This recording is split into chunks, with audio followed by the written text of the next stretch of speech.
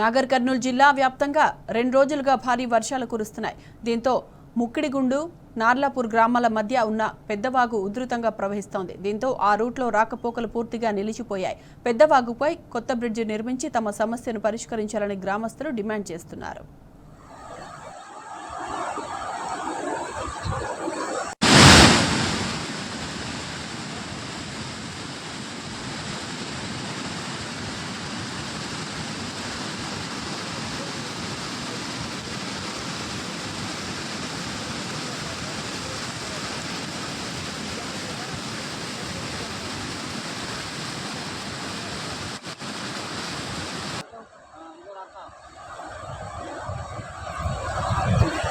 पानी